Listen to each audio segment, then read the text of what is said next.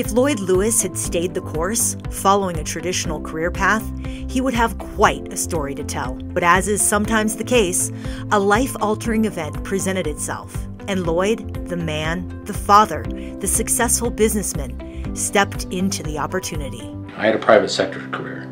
I had a financial career. I did municipal finance for Smith Barney in Philadelphia. I went back to business school for an MBA at the University of Chicago, considered one of the best business schools actually in the world. I came out to Colorado with IBM as a senior financial analyst, and I was a CFO for a high-tech company, ultimately sold to Micron. But then, Kennedy Lewis burst onto the scene in 2003. And Kennedy was born in 2003. We had no idea he'd have Down syndrome. I didn't really know anything about Down syndrome. So after he was born, the only thing I noticed was he didn't cry. He was taken from the room, and the delivery doctor came back an hour later to say that he had no good news to tell us about our son. And I thought maybe he died. So I said, well, what do you mean? He goes, well, we suspect he has Down syndrome. And I said, well, again, because I didn't really know anything about Down syndrome or disabilities, I said, well, tell me about Down syndrome. And he said it was like Mongoloism. So I threw him out of the room and I banned him from the room. I got some nurses who had good information. It's the presence of an extra chromosome, chromosome 21. And Kennedy's had a big impact on me. Challenging, unexpected, overwhelming, Kennedy's birth changed everything. Lloyd's life and his career turned on its axis and upended everything he ever knew. The world had changed him. Now it was time for him to change the world. Deeply emboldened, Lloyd quit his job with corporate America and took the reins at ARC thrift stores. So I went from being strictly focused on my private sector career and finance to I'm going to try to help people like Kennedy. I attended a Coleman Institute dinner at CU, sat next to a neuroscientist, Dr. Linda Cernick. We talked about advocating for Down syndrome research, and we partnered up. We met with the director of the NIH. We spoke at the National Down Syndrome Congress Convention, and we were fortunate to meet Michelle C. Whitten, who now runs the Global Down Syndrome Foundation. And I thought I could take my business skills and help create funding, help programs that would help my son. So I joined ARC, and I joined as CFO. I became interim president, later permanent president, 6 months in, end of '05. I really like what I do. I really like my mission. I'm very driven. I'm very driven to have the company be successful, to help as many people as I can.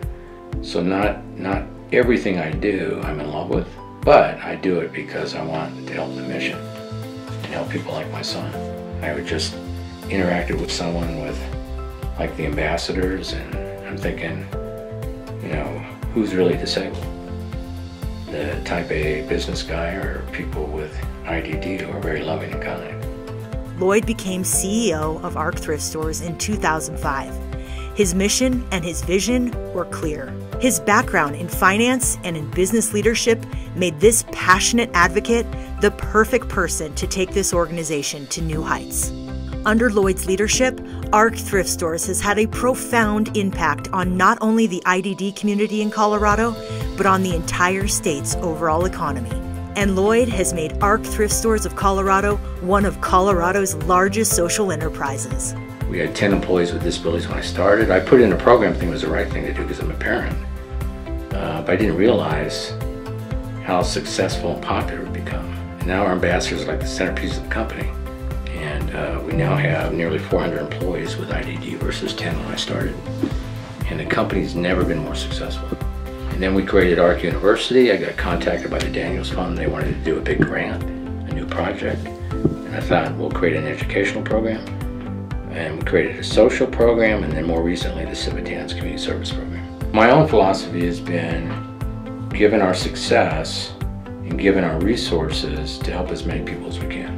So we have collected and distributed 3 million pounds of food during my tenure. We have provided probably 20 to 30 million to clients in our Vehicles for Charity program. We're one of the largest employers of people with IDD, the largest funder of advocacy for people with IDD. There's practically nothing that someone could ask us for these days that we don't respond to. Committed, passionate, a true world citizen with a mission. So the first half of your career is sort of about career success, financial success. And, you know, I became a CFO for high tech. I had a business degree from a prestigious university, and I was very focused on all of that. Given where I'm at now and what's happened with the company and resources we have and people we can help, it's more about helping other people now and giving back. So now you start to look outward. How can I help other people? And that's an experience David Brooks had personally.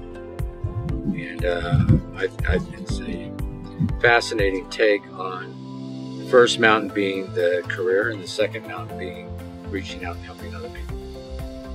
It's the honor of my career. If you look around this office, you'll see numerous awards. And if you're in my office in Lakewood, you'll see numerous awards. This one stands out.